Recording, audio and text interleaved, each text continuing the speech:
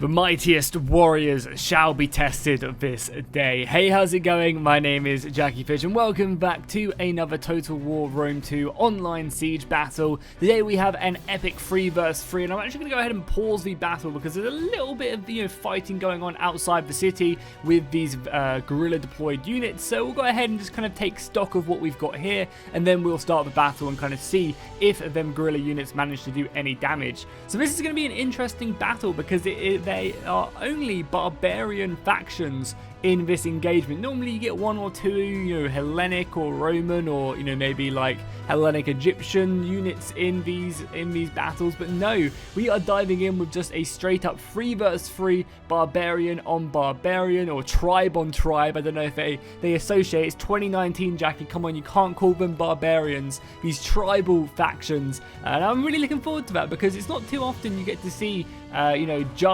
tribal v tribal combat, so it's going to be really cool. Also, give me a little heads up in the comments down below. Do you like this reshader I'm using, or is it too much? Because me and Darren are going to be starting a brand new head-to-head very soon on Divide et Impera, so I wanted to kind of just go and make the game look as good as possible. So do you like the way the game looks, or is it a bit too much? This is it without the over reshade on, and this is it with it on. Do you like this? Do you not like it? Let me know in the comments down below. But as you can see, we do have the Arvenni, which are going to be over on this far right flank. Over in the center, we do have the Swaby, and then all the way over on this left-hand side, we have the Boy, and they're going to be assaulting this kind of narrow bit of the wall itself. Then defending, we do have the Gate, we have the Iceni, and we have the Navarri. Wow, I did not think I was going to nail all the names of them factions straight off the bat. I thought I would, not be able to remember one of them, but no. We got right in there. So let's start this battle off right now. So we're going to start off over on this far left-hand side where the Arvenni are getting hammered by these guerrilla warriors, which have done a pretty good job so far. They've managed to rout a unit of these Gallic hunters, which are skirmishers, I believe, or maybe bowmen. And they're also trying to take out this artillery crew. Luckily, the artillery crew did manage to fall back, so that's going to be, very useful. But I love the way that these tribal factions do play. It's always very unique and different to watch, and I feel like a lot more interesting tactics do get played. And we do actually have the Swaby who have sent over a unit of horse to go and support their allies in this fight, because the quicker they deal with these ambushes and these other guerrilla units, the quicker they'll be able to, continue the assault. And it does kind of seem like the defenders themselves have done a pretty interesting job. Like, I always like it when defenders do this, is when they go ahead and try and disrupt the enemy assault so that they're attacking in a much more disorganized factor, because I feel like that plays a big role in these battles, is when the attackers, are all disjointed, they're not kind of coordinated because of stuff like this happening. So it's always a good idea, even if it's just 2 units, these 2 units are probably pretty cheap. They're obviously going to die, but even if they don't cause any damage, maybe they can, do something for the greater good. The fighting does look pretty awesome down there. I'm actually kind of, very much a big fan of this reshader. It kind of just adds a little bit more sharpness to the battle.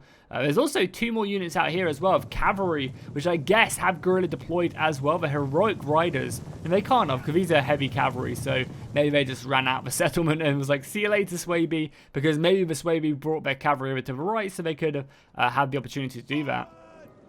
We do have the Boy moving up now. I'm sorry, I'm not going to do that every single time. I'm sure you guys will get extremely annoyed if I did do that. But yeah, we do have the Boy moving up, and they're going to be looking to, quite quickly get into combat, close quarter combat with the Gate. And we do have some noble swords and other heavy infantry, so they're pretty well equipped, I would say, to repel this oncoming assault. They obviously also have the javelins as well, so they might be able to start throwing some javelins down there. Yeah, there you go. This unit can unload on that unit pushing up the battering ram, which is slowly getting closer and closer and seemingly giving up. Oh, the gate is actually just open, so they're just going to come flying through it. Oh, but burning balls! Yes, come on. Please. I mean, I guess they're holding. Hold. Oh, this is amazing. I love it. I want to see these burning balls wreck anything that comes down here. It's just whether or not they'll be able to set them alight or not on time. That's always the biggest issue. So we do have some siege towers coming up now as well. I'm going to have to stay here. I don't care if, the craziest stuff is happening on the other part of the battlefield. I want to see these burning balls. Are there any more? Sorry, I just said that, now I'm quitting. Just making sure there's no more that we could miss. Okay, cool. So we're going to stick here for the fight until these burning balls are unleashed. Hopefully it won't be too long. But we can also quickly see that, we do have, more forces moving around. The cavalry's going in. And finally, we do have the Arvenni also moving up themselves. Yeah, there you go. The assault has now commenced on the walls. Just had a point-blank ballista shot going in there. And now these soldiers are going to be trying their best to open up the walls, get their soldiers quite, safely inside the settlement, which is obviously going to be a hard task when you do have these noble swords defending. They are not to be messed with. And they're definitely a good match for anything the boy have to throw at them. They're also doing a pretty good job of bringing over more infantry as well to commit to this, so they can quite easily get a nice envelopment. And now it's really up to the boy to commit more and more units to this battle, because they want to try and stretch this line as long as possible. These are always pretty cool as well, whenever you see these bad boys being thrown up. These are definitely not utilized enough in Rome 2. Maybe it's because Creative Assembly just didn't kind of implement them correctly. But these are obviously very, very useful, right? You normally generally want to bring these because they protect your men from any missile fire coming in, so you can get closer and closer. I mean, they do just look like a big battering ram, but still. No, it doesn't seem like the boy are a fool of a took there. We're not going to try and breach this gate, which is so sad. Which means we can maybe go take a look at the rest of the battlefield now, because them burning balls aren't going down anytime soon. Very interestingly, though, the Iceni are deciding, as the artillery rounds come in, are deciding not to defend the walls themselves, but kind of step a little bit further back and allow the Swaby to kind of pour into these choke points and then try and cleanse their assault onto them, which, as I said, is pretty interesting. The slingers as well, obviously the Iceni Britannian slingers are always a deadly foe. Not as good as head hurlers, but still pretty decent, so that's why the artillery is going to be focusing them down pretty heavily. And now the Britons are going to have to fight off against their German foes in this engagement. And this is always pretty interesting, because normally with like most heavy infantry factions, I'll know who wins. If it's Roman, the hoplites. If it's maybe pikemen, the whatever they're fighting, maybe heavy Greek swords or something. I generally have a pretty good idea of who's going to come out on top, but when it comes to tribal v tribal, I don't really have a good clue. Also, guys, sorry, I should have mentioned, look how cool this inner layer is right now. You have a lot of very good defenses right here. You have this inner layer right here, you have this one right here, so there's lots of good fallback positions for the defenders if they lose the walls themselves, which I'm sure they're going to, and be brought all the way back. So there's still a lot of, very exciting stuff. The defenders have littered, with barricades and spikes and traps and everything like that, so this is a truly Total War siege right here. And I guess their tactic has worked out pretty well now, because now they're getting Oathsworn into this battle. Oh no, don't send me over there, send me right here. They're getting Oathsworn into this battle, and the Swaby are getting semi-surrounded right now. I mean, they're always going to be surrounded right on the walls, but this way they've kind of boxed out and blobbed out a bit more, meaning that the surround's going to be a little bit more effective if they can get the numbers here, which I'm sure they can, as the Britons are ready to reinforce and support.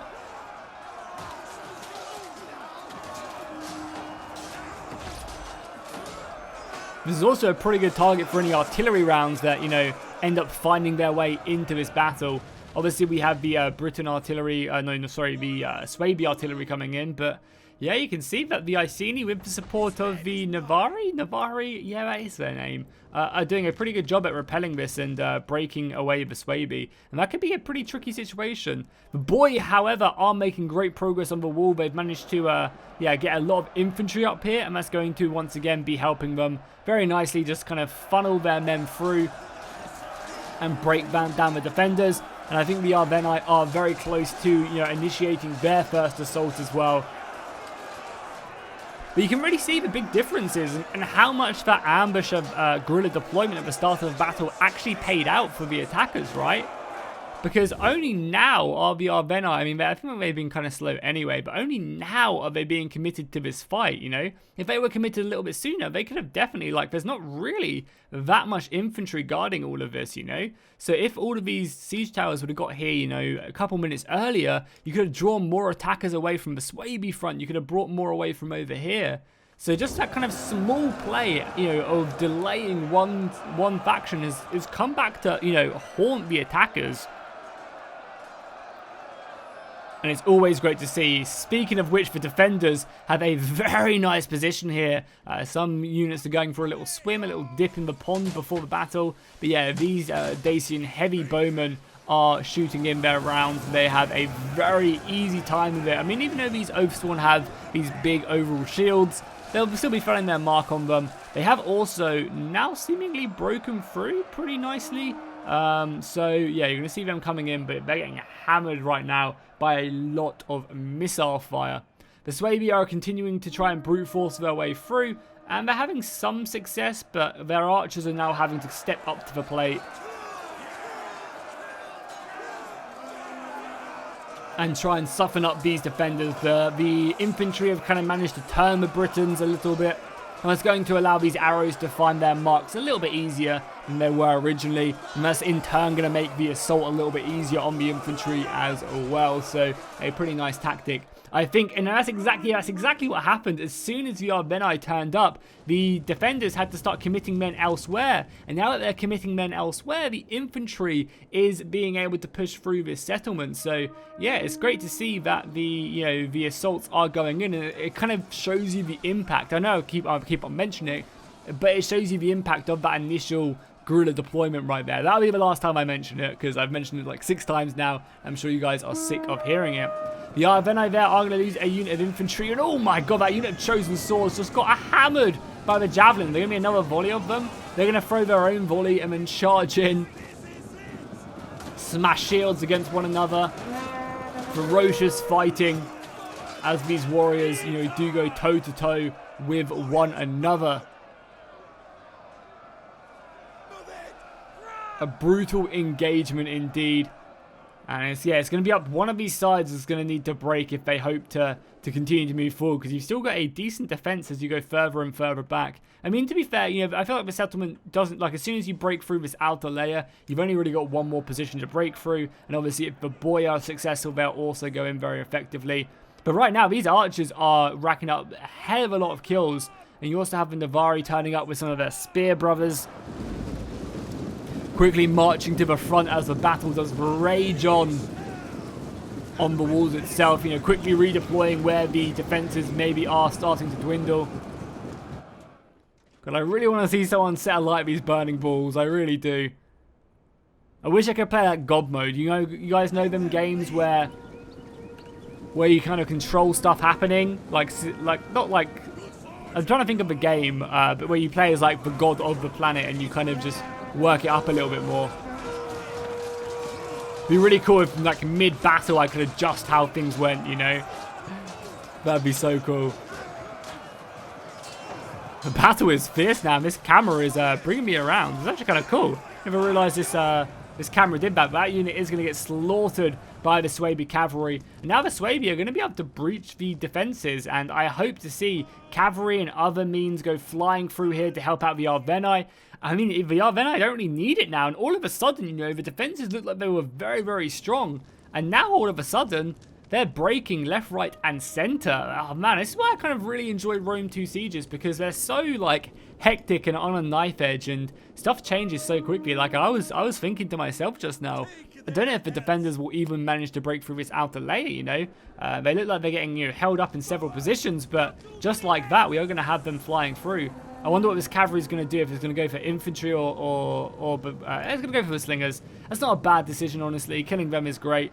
I just think maybe it could have been a good idea to get rid of this, you know, infantry so that these guys can quite quickly deploy. But maybe they're looking to bring up their archers and do other stuff, and the cavalry is just going to run down the rest of these Briton slingers. They don't really stand a chance. Oh my god, I got a flaming arrow to the head.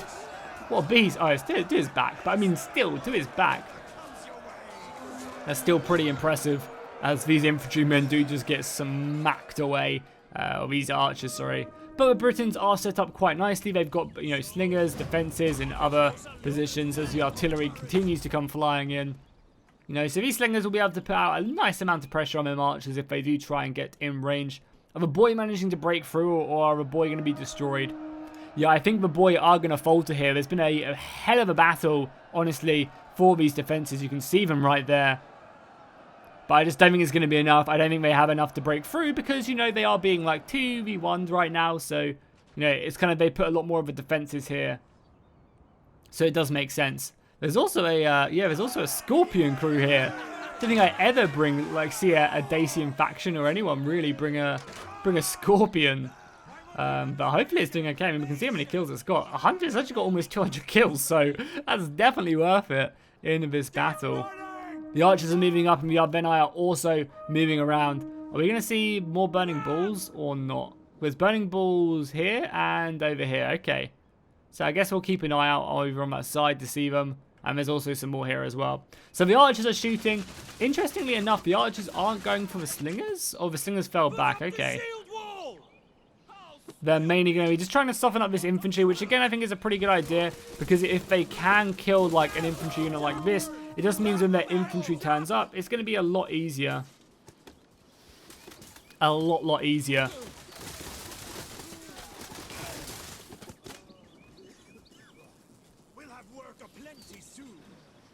Another archer volley coming in. There we go. Coming in, hitting the heroic nobles once again. The Arveni, they're just going to kind of form up, prepare themselves, and then get ready to assault. How are the boy doing? But yeah, the boy are not faring too well, as we just saw. This is going to be like their last proper stand right here. They're doing, you know, they're inflicting as much damage as they can before they do go down. Also, we're getting a little bit of a lag spike right now. I wonder what's my FPS is fine. My FPS on OBS is 60, so the game is just obviously struggling. Maybe it's because no one's unleashed the burning balls yet on our opponents. Come on, guys. We don't ask for much, do we? So let's just step it up, unleash the burning balls. I think that's what these guys are trying to do right now, but they're having trouble because there's so many other defenses here. They're also being decimated by the arrow fire. They're down to 82 men now. So I really hope they do go in. Actually, I don't know what this lag is. Let's maybe pause it and then go in slow-mo for a second. And then, I mean, we can watch these burning balls in slow-mo. That's definitely worth it. Then we'll go back onto normal speed. Here we go. Oh, they're going to, please. I bet you they do nothing. I bet you they just rack up 0 kills. The javelins are going to punish them for that. Oh my god, they actually are. That's going to be it. Oh no. Why did they not just go straight? Look at that. They just like missed everything. Oh no. That could have been so much better. And now these Britons, realizing their mistake, are running away. How sad.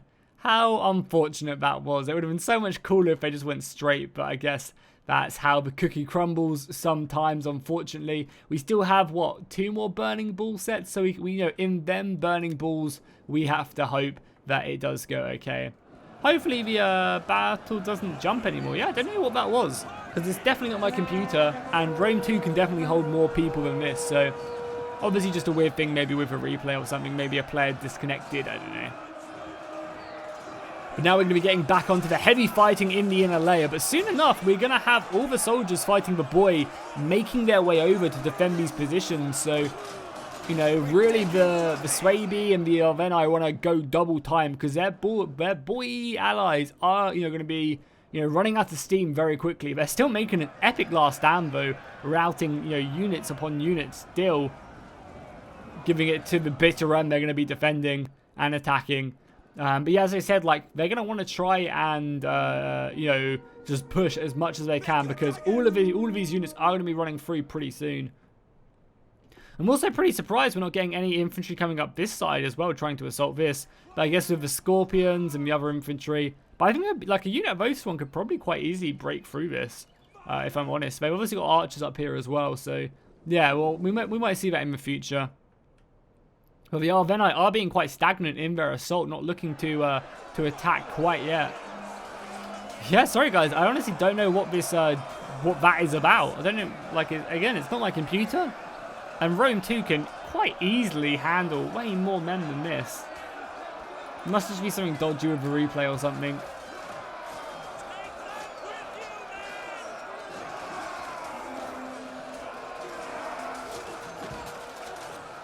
Yeah, this is such awkward fighting in these stakes, but you know, they're so useful because they can repel cavalry really effectively. So the Swaby are going to just have to try and force their way through this. Yeah, you can look, I mean, it's kind of a double-edged sword because a lot of these javelins would have, you know, scored home and killed these oncoming Swabys. So the fact that they've managed to, you know, kind of save them has kind of worked out for the defenders somewhat. More arrow fire coming in as well, I guess, trying to kill these Scorpions. Again, how many kills? So these guys haven't got any kills, but the other Scorpion did a very good job. Is the Arvenai going to? The Arvenai are pushing up. Oh, they didn't actually see this. I didn't realize there was another position right here. They could assault up. Interesting. So they're going to come flying in here, trying to beat back these Oathsworn. This is actually a very important position right here, because if the Arvenai can break up through this, then they can obviously, you know, lift the assault right there and move on elsewhere. It does also seem like the Swaby are going to be committing some units of their Berserkers. Ooh, very interesting. Let's get on board with them. So they're going to be committing their Berserkers to this little side passage to try and cut their way through. And I think for the most part, there's only really like spearmen over on this left-hand side. So these Berserkers should have a pretty nice time of it as the siege crew charge into them. I don't really know what their plan is. You know, they definitely don't. They're definitely not going to succeed there. But I mean, maybe it'll delay them, allow some units to fall back. And here we go. The boy general has also committed himself to this fight. He's down to 67 men though.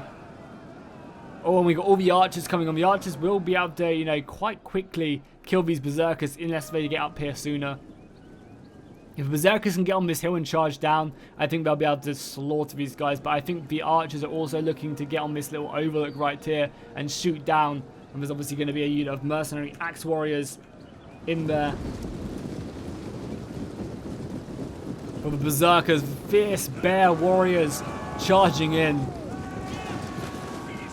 Yeah, as I said, the archers are moving quite quickly in position. More reinforcements are turning up over the horizon.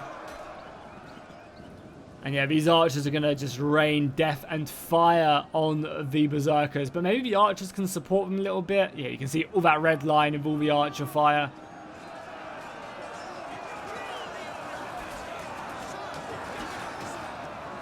Now the arrows are going to be flying in. I wonder if, yeah, I mean, but to be fair, the Berserkers are slaughtering this unit of Axe Warriors. If they can break through, they could be able to, they could cut off all of these archers. So we're going to have to see how that one does play out. Any success elsewhere, the Swaby are trying to break through, but more and more heroic noble infantrymen are being committed to the fight. The Arvenai, once again, are being thwarted by more infantry being thrown in. I mean, obviously on the far right-hand side, it looks like the Arvenai are trying to secure these towers to help them out, which is obviously going to be useful. Maybe we'll see some burning balls going down over on this side. I mean, there's still, you know, multiple ways they can attack. And also, by the way, the balance of power is still in favor of the attackers. So, you know, oh my god, what the hell is that? Jesus Christ, that Oathsworn unit is thick. But yeah, even though I feel like the defenders are getting hammered, the balance of power is still in their favor. Oh, it's because the unit of Oathsworn are trying to make a heroic break. Oh my god, this low man, he's a little bit late to a party. Is this the general? Is this him? But yeah, the unit is trying to break through and I guess try and open this up so the Berserkers can push their way through. Oh, a big break possible here by the Swaby. They are losing men very quickly in this engagement to the Archer Fire, finding it so hard to break through. That's not looking good for them. And also the Arvenai are also struggling but making progress. So they've definitely pushed up this hill a little bit more. And the battle is all about just grinding away your opponents, bringing down their numbers so that gaps appear in the siege line and you can exploit it as the attacker. So even though they are losing, they are definitely withdrawing the amount of men defending each position. And the Navari have actually got a bit cocky here. They've committed a unit of their warriors out here now. I mean, obviously they outnumber this unit of Oathsworn, but even still, that leaves a pretty big gap here. And I mean, if the Arvenai are paying attention, they could quite easily, you know, capitalize by killing these guys, send up some cavalry elsewhere, try and maybe destroy these stakes and push your way through. And there's a lot more they can do here. The Swaby are now going to be committing the last of their force as well to this fight as they try and break through this position. And the Berserkers have done a pretty good job here as well. I mean, they're basically all dead now due to the missile fire. But the Berserkers are charging in with some of the bowwomen as well, which were part of the, what is it, the Wrath of Mars DLC? Daughters of Mars DLC, yeah, which added in a bunch of female units into the game. A lot of fierce warriors. I think it was the, no, it was, am I thinking of Rome Total War 1 where you have the, yeah, I'm thinking of Rome Total War 1 where you have the Screamers, the like Berserker Screamer women, which inflict morale because their screams are so high-pitched. And they're like wielding like huge butcher knives. They were such a fun unit to mess around with.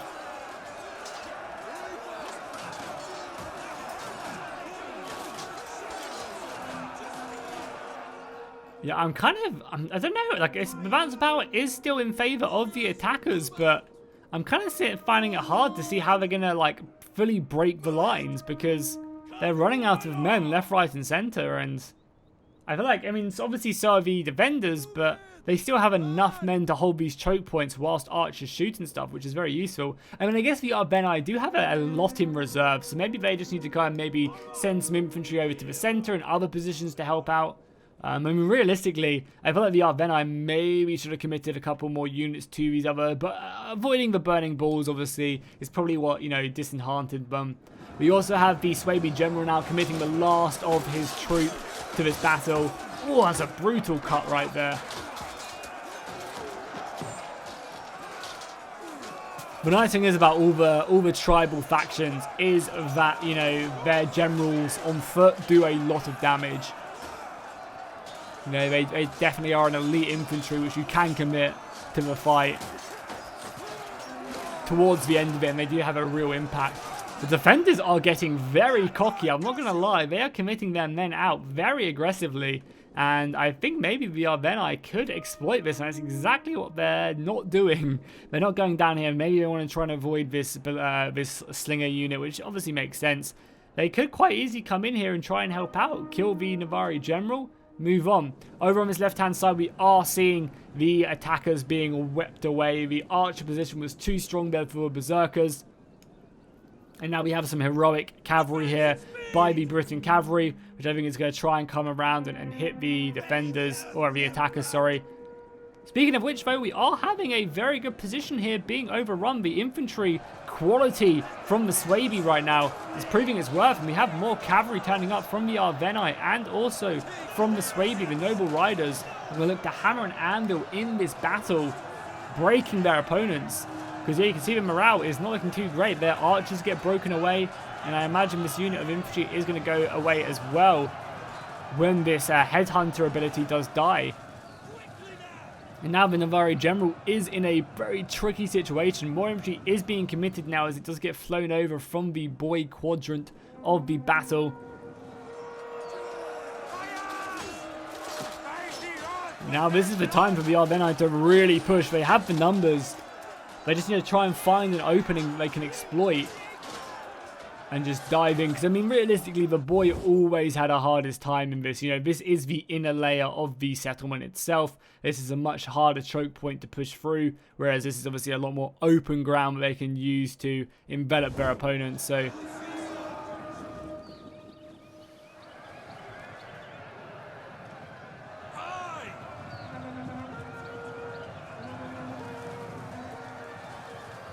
there's a lot of sling fire coming in, though, and just picking away at the attackers. You can see the general for the Swaby very close to breaking now, and I think that's going to cause a massive rout in the army. Also, am I mistaken on balance of power?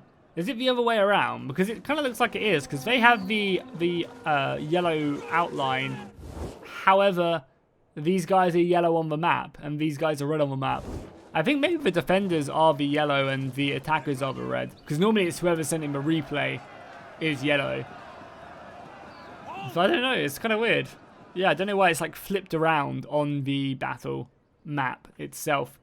The Arbenai, though, are going to continue to try and breach through this position, throwing wave after wave, you know, everything they can, even committing some more missiles to the fight.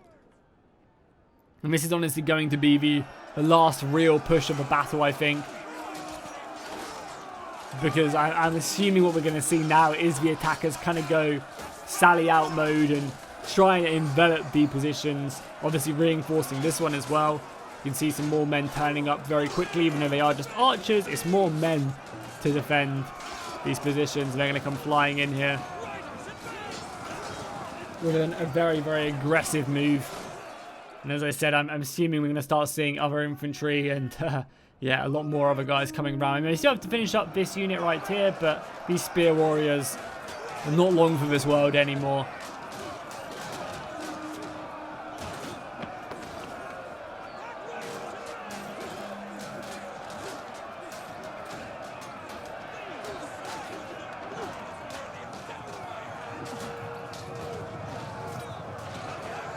They do have some pretty good infantry killing them, and there you go. Nice little cavalry charge as you hear the thunder of the hoofs moving in to kill these wooden as spears. And that's going to open up the entire flank, obviously. The Arvenite are going to be defending, though, bravely. Trying to form up a shield wall, trying to makeshift a defense as best as they can. As they, I guess, get boxed in. They're kind of the besieged faction now. They do have a few of these towers on their side now, but yeah, they're going to be the besieged faction. The Britain general is going in very carelessly, but the Wrath for Ruin, I guess. The 6-man unit of the Britain general goes in and gets a very successful charge, only losing 1 man. It's not bad. Also, that guy took a... Oh, the spear disappeared. That was brutal. Now the rest of the infantry is going to be pushing in. We can probably just triple speed a little bit of this as the kind of units do move in, and then we'll watch the final part of it. So you can see that they are moving in. You've got some cavalry engagements in the north. The Arvenite are still trying to cut their way through, because, I mean, realistically, if they could somehow get into the city centre, they could take the capture flag and then try and win that way, but I just don't think they're going to be able to. They're falling back now as the forces move in. There's a huge rally there. I think that's a unity bonus for the defenders, giving them a huge, kind of a ramp to their stats. Now you're getting the rest of the infantry coming around the side, looking to envelop them, taking back these towers as well. Whoa, that's a fast camera.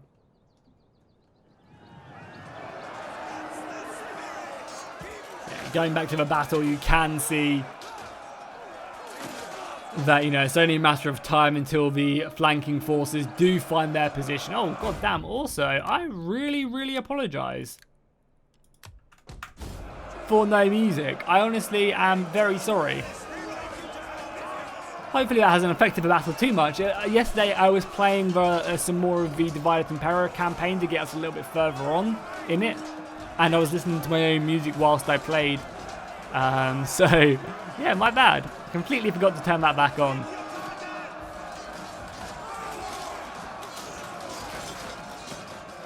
This is a huge brawl. But yeah, you're getting infantry coming in from every single side. To be fair, though, the Oathsworn General is faring pretty well. There's also a pretty big engagement here, and it does seem like the Navari General is being outclassed here by another unit of Oathsworn. But he's taking down several of his opponents in this charge. Now I'm assuming, yeah, you're going to get another cavalry coming in, helping out there, looking to break these guys bit by bit. And I think the main point here is just going to need to break these guys through morale.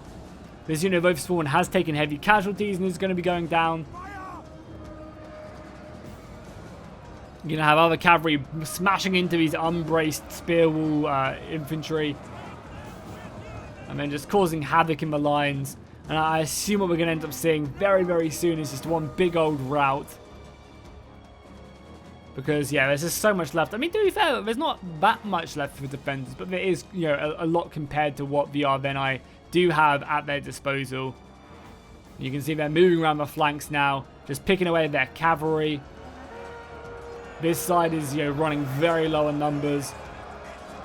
And if the Arvenite General does die, which I think he's kind of close to doing, yeah, he's kind of close because he's getting hammered by a unit of slingers in his back.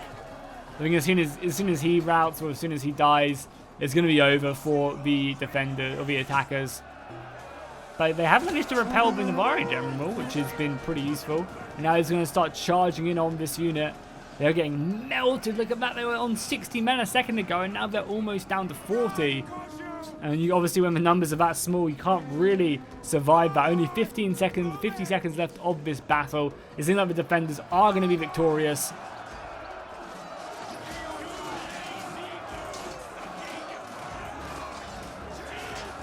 As they just try and put up one last stand. Your cavalry coming around now and just picking away at the Oathsworn General. More guys coming in. And yeah, you can see they've been completely broken here as the Gaiety, kind of finish up what remains of this unit of Oathsworn. They're actually going to just straight up break on 100 men. They're not very Oathsworn if they're breaking on 100 men, are they? And I think that is going to be all she wrote for this engagement. Yeah, you see them break. It was definitely a costly battle. Indeed, they did take heavy casualties, but they managed to bring out the defense quite handedly. And I think it was just really fun seeing a battle that just had barbarians. It's always good once in a while. Sorry, tribal. God damn it, Jackie. It's 2019. Yeah, it's really cool seeing kind of a very different feel of the battle. As normally we get these Hellenic factions a lot of the time, so it's kind of cool to see something a bit, void of these Romans and Hellenics. So if you take a look at the kills, just to kind of noting anyone else who got like a crazy amount of kills. I mean, everyone else is doing pretty standard. I mean, this 180 kills on that was pretty useful. And everyone else kind of just doing pretty decent. What you would expect from elite infantry. No one else really going like above 400 or 500 kills, and that would be impressive. But hopefully you guys enjoy this battle. If you did, drop a like and a comment down below, and I'll see you guys in the next one.